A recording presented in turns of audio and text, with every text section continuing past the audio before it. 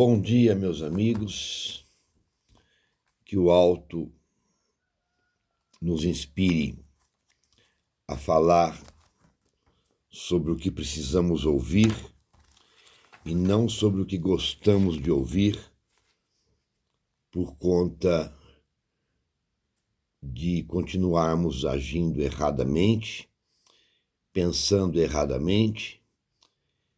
O nosso convite é para refletirmos e fazermos escolhas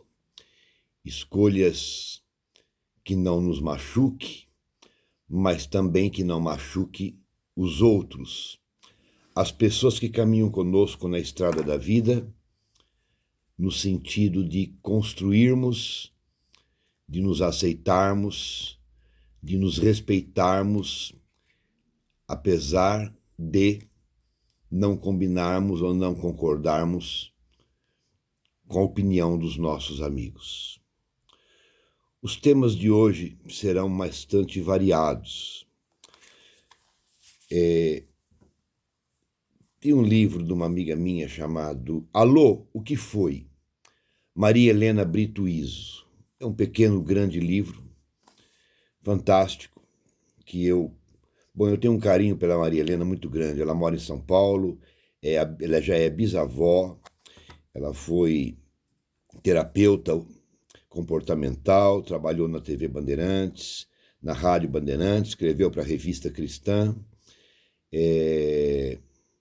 Uma grande mulher, uma grande mãe, uma grande amiga, uma grande profissional, uma mulher muito antenada, muito voltada à verdade e muito ligada à família. Numa das páginas, ela escreveu uma frase do Enfio, muito interessante. Alô, o que foi? Claro que valeu. Se não houver frutos, valeu a beleza das flores. Se não houver flores, valeu a sombra das folhas. Se não houver folhas, valeu a intenção da semente. Enfio. Essa frase realmente ela é linda para ser degustada, para ser apreciada, para ser vivenciada, para ser avaliada em nossas vidas. Vamos lá. Para melhorar, precisa piorar? Depende. Há pessoas que, quando envelhecem, se tornam bons vinhos, apreciáveis, saborosos, que vale a pena degustar, vale a pena beber a sabedoria dos mais velhos. A paciência, o equilíbrio, a inteligência, a experiência. E há muitas pessoas no mundo artístico, no mundo intelectual, no mundo jornalístico, que vale a pena a gente perder tempo para ganhar tempo na vida. Há pessoas que, ao envelhecer, se tornam verdadeiros vinagres azedos. Embora eu goste de vinagre na salada, mas esse tipo de vinagre não. São pessoas emburradas, de mal com a vida, reclamando do passado, que errou em tudo, mas culpa todo mundo pela vida, pelo sofrimento, pela dor, pelo fracasso. Nós devemos saber escolher qual delas nós queremos. Quando eu fui para João Pessoa, há uns 20 anos atrás, numa palestra e num atendimento fraterno, junto do nosso amigo João Araújo, já desencarnado, no Semiluz, realizado na Casa Espírita do nosso irmão, ao pegar o avião, eu comprei um livro do padre Leonardo Boff. Não concordo com as suas ideias, mas é um homem que eu tenho que admitir que é muito inteligente. Aliás, inteligência é uma coisa, sabedoria, amor, sentimento de fraternidade são coisas muito diferentes. Inteligência é inteligência. E ele escreveu bons livros. Um dos livros que ele escreveu se chama A Metáfora da Águia e da Galinha. Eu li esse livro no avião, eu ia fazer uma palestra espírita e aproveitei o livro do professor ex-padre Leonardo Boff para falar o tema que eu usei numa palestra, numa conferência em João Pessoa. Vale a pena vocês lerem o livro. É um livro em que uma águia foi criada desde pequenininha como galinha. E ela achava que ela era uma galinha. O dono da fazenda a criou como galinha. Um belo dia, um amigo da cidade veio visitá-lo e viu aquela águia linda, bonita, caminhando junto com as galinhas, ciscando para trás, catando coisinha no chão. Falou: "Nossa, que bela águia você tem!" E o homem lhe responde: "Não é águia, meu amigo, é uma galinha." E o amigo da cidade falou: "Não, você está enganado, é uma águia." Águia, galinha, galinha, águia. Depois de muita discussão, o homem resolveu pegar a galinha águia, que fora criada no meio das galinhas e dos pintinhos, e levá-la a uma montanha. E a águia, muito assustada, ele falava: "Voa, vai desbravar o mundo, vai caçar, vai usar o seu instinto, vai fazer o que você sabe que está guardado em você." E a águia não queria de jeito nenhum, é como empurrando um cachorro e ele sentado com a bunda sem querer ir para frente. Depois de algum tempo, o homem disse: "Eu falei que ela é uma galinha, você está enganado." Ele falou: "Não, ela é uma águia." Após várias tentativas, essa águia voou da montanha e saiu com suas asas abertas, assumindo a sua verdadeira característica de caçadora, um dos animais, uma das aves mais belas que existe. Aliás, tudo que Deus fez é belo, tirando os ratos e as baratas e os bichos peçonhentos. Mas a águia então saiu e provou e mostrou que estava guardada no seu inconsciente o instinto da águia. Há pessoas que nascem no meio de seres humanos, criadas por seres humanos, mas se acham galinha, não galinha no sentido pejorativo, mas ciscando para trás, olhando para o chão, sem cérebro, sem visão futurista. E há pessoas que nascem de humanos, às vezes até de pais ignorantes, de família conflitante, de família ácida, destemperada, desequilibrada, sem nada para oferecer de conteúdo, família vivendo como um verdadeiro galinheiro, ali ciscando naquele mundinho pobre. Não que a galinha seja pobre, a galinha é maravilhosa. E essa pessoa depois descobre que ela não é uma galinha, que ela é uma águia, que ela nasceu para voar, para se construir, para ver, para caçar, para observar, para rasgar horizontes. O que você quer ser? Uma águia ou uma galinha? A escolha é tua. Quer ficar ciscando o tempo todo para trás, aguardando o dia de te colocarem na panela e fazerem você um belo frango ensopado? Ou quer ser alguém a recomeçar, a reconstruir, a reavaliar, a observar o mundo à sua volta, a entender que Deus pode ter várias palavras, mas que resume no amor, e este amor cobre a multidão dos nossos pecados, e para amar não precisamos aceitar e conviver com desafetos, mas sim ter paz no coração e alegria na vida.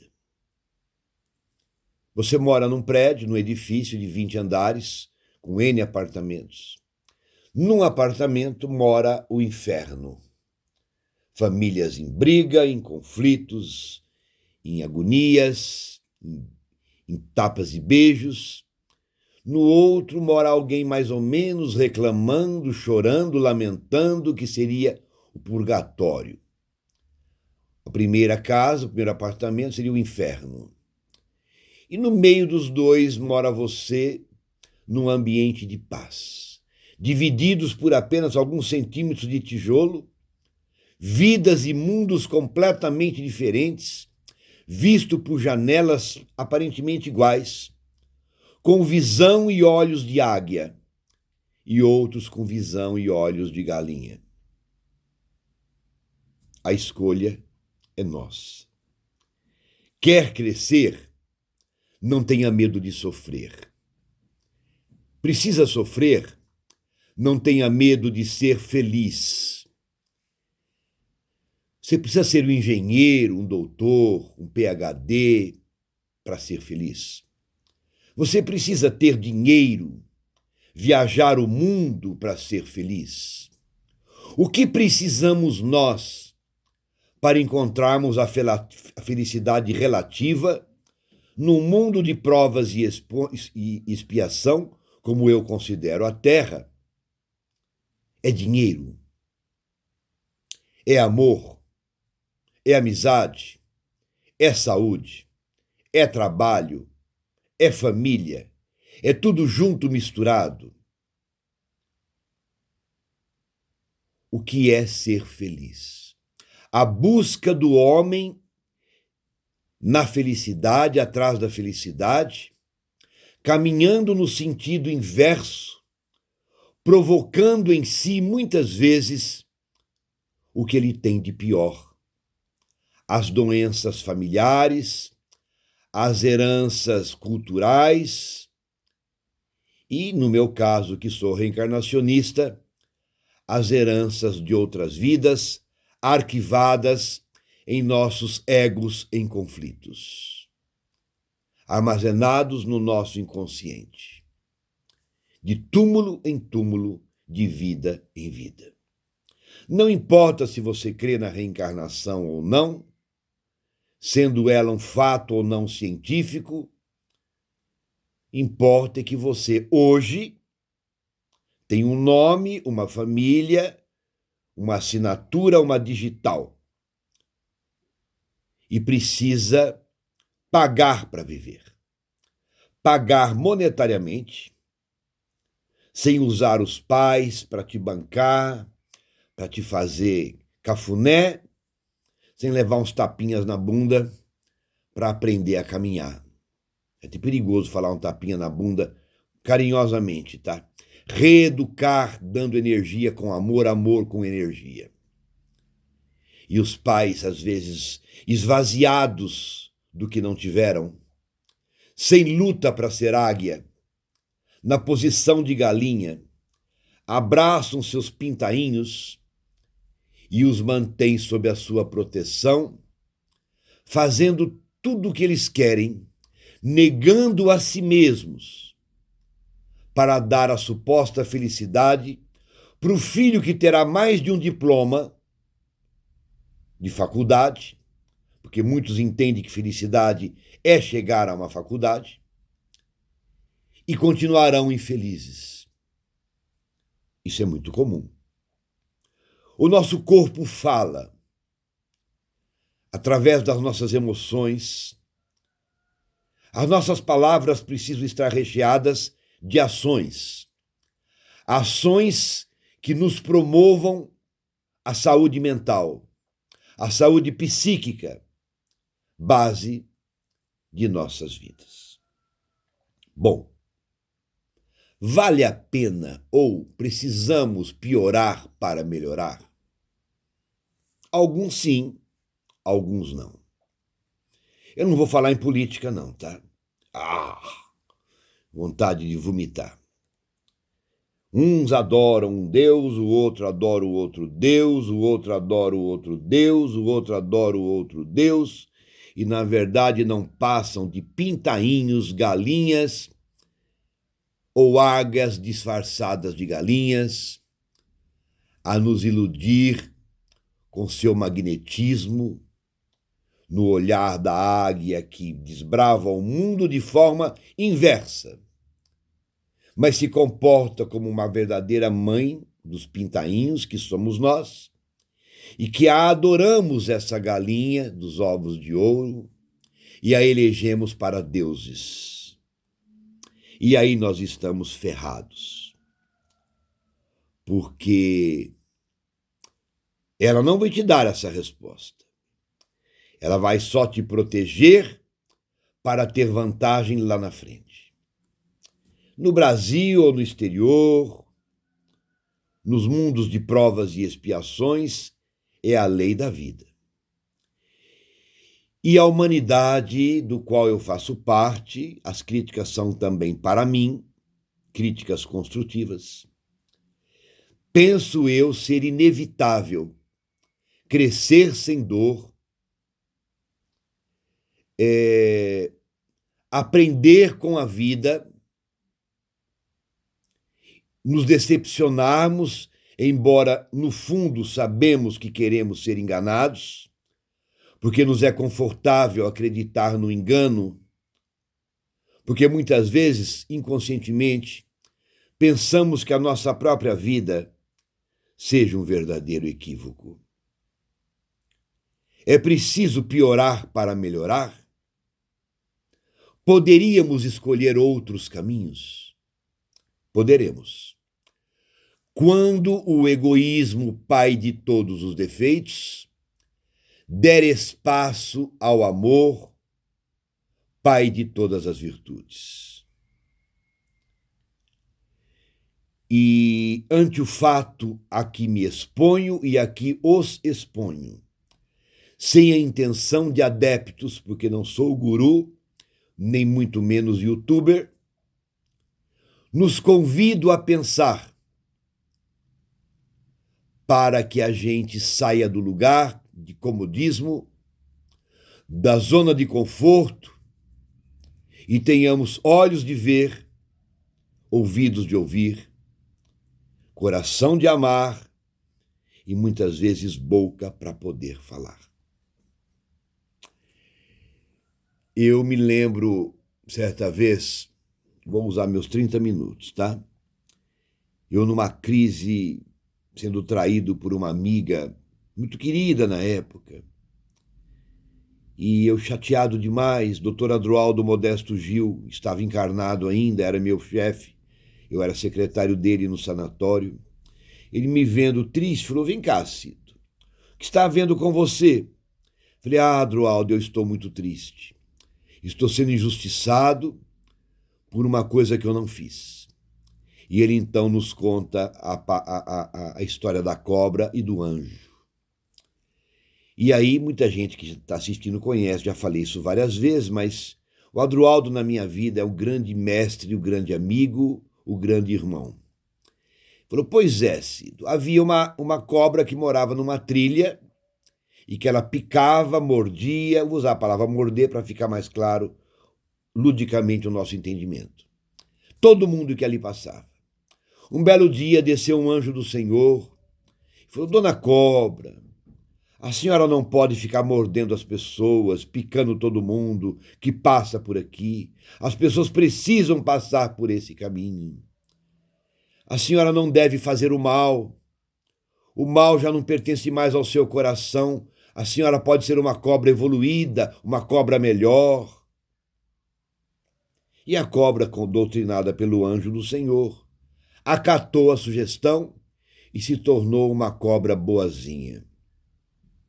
E o pessoal que ali passava, da onde a cobra morava, descobriu que ela não era mais agressiva.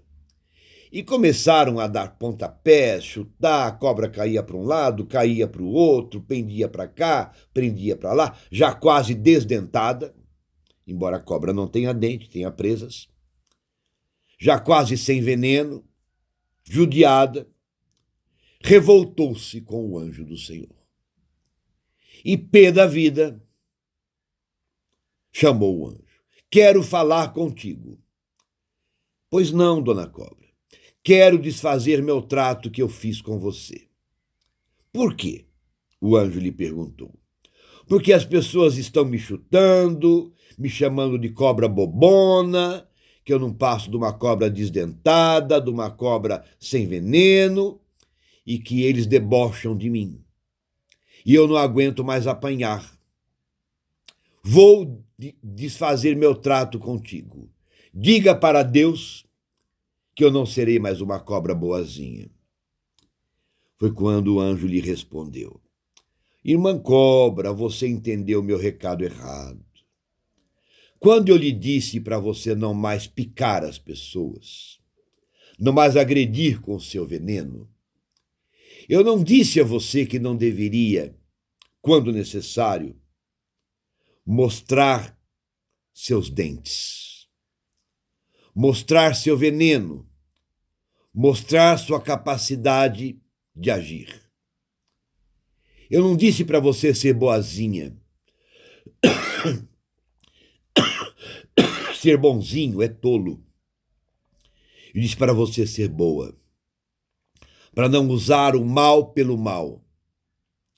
Mas muitas vezes precisamos arreganhar os dentes para mostrar para os outros que no mal são atrevidos, fazendo com que o bem seja tímido, a mostrar que a gente também sabe morder.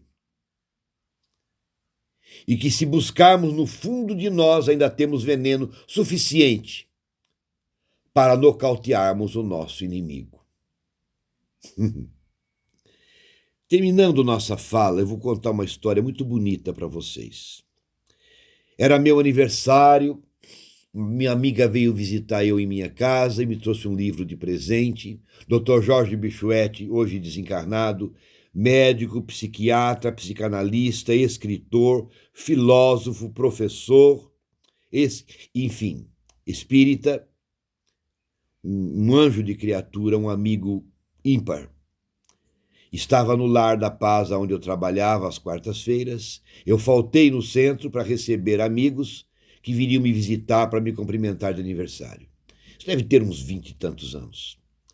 E conversando com a amiga nossa na sala de casa, aqui onde eu moro, falei, nossa, minha amiga, como eu amo o Adroaldo, o doutor Adroaldo Modesto Gil. Ele já havia desencarnado. Eu tenho um carinho tão grande por este homem, por essa figura, como eu invejo a classe dele, a educação dele, o lado lorde dele, o lado aristocrático do Adroaldo, e eu de pá virada, completamente destemperado. Eu tenho um carinho e uma inveja boa, uma admiração, inveja é a palavra errada, uma admiração com vontade de ser ele, mas eu não consigo. E papo vai, papo vem. Aliás, o Adroaldo foi tão doce que acabou engolindo tanto sapo que acabou infartando e nos deixando órfãos. No mesmo dia, na mesma hora, eu falando, quem será que foi Adroaldo em outras vidas? Será que eu conheci esse homem em algum momento? Já que ele foi meu pai, meu amigo, meu irmão, minha mãe, porque espírito não tem sexo? E assim terminamos nossa conversa aqui em casa.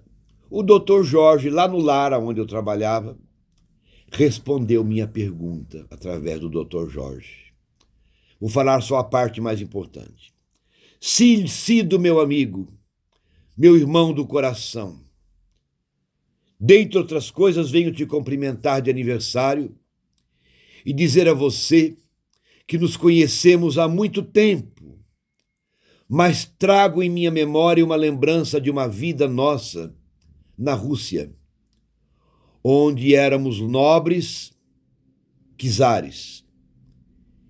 E no castelo de onde estávamos, numa sala ampla e muito confortável, aquecida pela lareira, tomando bons vinhos e ouvindo boas músicas, deleitávamos no luxo e no prazer. E da janela do palácio havia uma sala com um bay windows de vidraça, onde os pobres e a ralé e a plebe se rastejavam na neve pedindo socorro, morrendo de fome, enlouquecidas. Essa turma que nós deixamos morrer por negligência, por usar mal a nossa capacidade política, são os nossos pacientes hoje do sanatório, que nós enlouquecemos e hoje os tratamos, porque o sanatório espírita é a reconstrução desse velho e grande castelo russo da época dos czares. Mal sabia eu que Dona Maria Modesta, fundadora do sanatório, fora uma princesa russa, que eu vim saber isso depois, e que o Adroaldo havia sido talvez filho dela naquela vida, na ocasião.